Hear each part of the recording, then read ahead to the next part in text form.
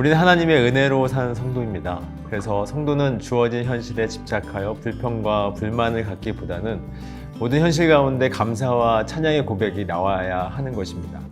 그러나 우리는 어떨까요? 은혜로 사는 성도임을 잊어버리고 더 많이, 더 높이, 더 빨리 가고자 하는 그 욕망으로 사는 것은 아닌지 모르겠습니다.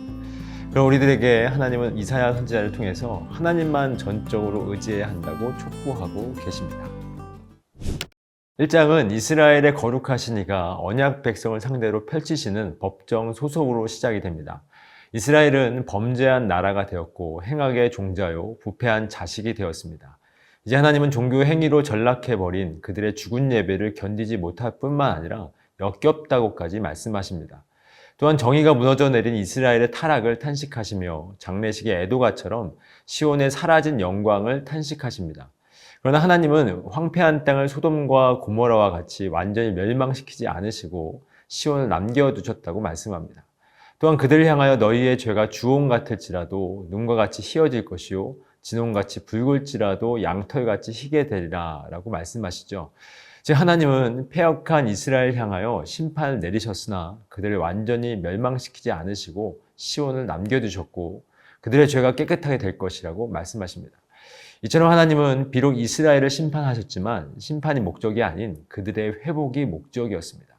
그래서 27절에서 시온은 정의로 구속함을 받고 그 돌아온 자들은 공의로 구속함을 받으리라 라고 말씀하시면서 앞으로 2장부터 66장까지 펼쳐질 하나님의 구속의 청사진을 보여주십니다. 이사야는 이스라엘의 구원만 바라보는 선지자가 아니었습니다. 그는 모든 열방을 포함하는 하나님의 구원 계획을 바라보고 있는 열방의 선지자였습니다. 그래서 2장에서 이사야가 본 환상에는 열방의 하나님이 등장하시죠. 그 환상에는 말일에 곧 마지막 때에 시온산은 세상의 그 어떤 산보다 더 우뚝 솟아오를 것이며 열방은 이스라엘의 하나님을 예배하기 위해 몰려들 것이라고 합니다. 그때 그들은 이스라엘의 율법을 배울 것이고 하나님은 그들의 하나님이 될 것입니다. 그러나 이 환상은 열방을 위한 환상이 아니라 이스라엘을 향한 메시지였습니다. 하나님은 이스라엘 백성을 향하여 선민이라는 그들의 기득권을 무너뜨리시고 그들 또한 열방이라는 공동체에 합류하기 위해 하나님의 도를 배우고 여호와의 빛 가운데 행해야 한다고 말합니다. 그렇지 않으면 이스라엘 백성이라 할지라도 남은 자들이 여호와께 돌아올 것이라는 말씀은 그들에게 결코 해당되지 않을 것입니다.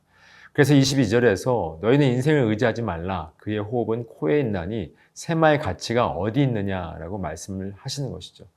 마지막 때에 곧 여호와의 심판의 날에 모든 것을 낮추시는 하나님을 의지하는 자들만이 구원을 받게 될 것입니다. 3장은 계속해서 인생들을 의지하는 이스라엘을 소돔에 비유하며 너희들이 계속해서 셈할 가치도 없는 인생들을 의지하면 결국 소돔과 같이 망하게 될 것이라고 경고합니다. 이스라엘은 출애굽 때부터 가나안 땅에 정착할 때까지 모두 하나님의 은혜로 사는 백성들이었습니다. 은혜로 산다는 것은 주어지는 모든 현실 앞에서 불평, 불만이 아닌 오히려 감사의 고백이 있어야 하는 것입니다. 왜냐하면 그들이 구원받은 이유는 그들의 자격이 아닌 언약이었기 때문입니다. 그러나 이스라엘은 자신들의 처지를 잊어버리고 현실에 집착한 나머지 주어진 것에 만족하지 못했고 더 많은 것을 갖기 위해 하나님이 아닌 인생들을 의지했던 것이죠.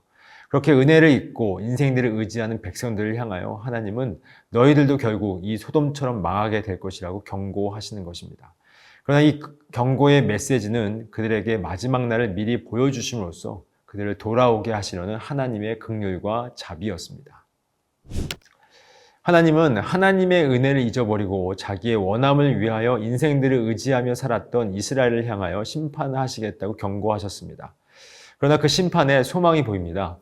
하나님은 그날 곧 마지막 심판의 날에 여호와의 싹이 새롭게 돋아나게 될 것이라고 말씀합니다.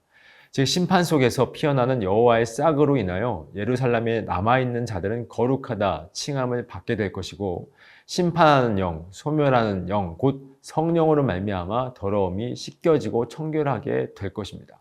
그렇습니다. 이 여호와의 싹은 장차 이 땅에 오실 메시아이신 예수 그리스도를 가리키며 이 예수 그리스도께서 보내주신 성령으로 인하여 자신의 죄인됨을 깨닫는 자들이 바로 하나님만 의지하는 남은 자들이 될 것입니다. 즉 그리스도 안에서 옛사람을 벗어버리고 새 사람을 입은 자들이 바로 하나님만 의지하는 남은 자들입니다. 일평생 하나님과 동행하다 하나님의 부르심을 받은 것으로 유명한 에녹은 사실 태어날 때부터 하나님과 동행한 것은 아니었습니다. 즉 그가 그의 아들 무드셀라를 낳고 300년을 하나님과 동행한 것은 무드셀라의 이름처럼 그가 죽으면 심판이 온다는 사실을 믿었기 때문에 하나님과 동행하며 살게 되었던 것입니다.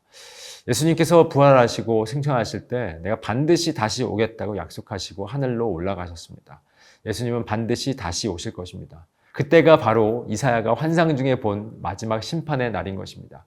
이것을 확신하며 살아간다면 우리는 지금 어떻게 살아가야 할까요? 옛사람을 벗어버리고 새 사람을 입은 하나님만 의지하는 남은 자로 살아가야 할 것입니다.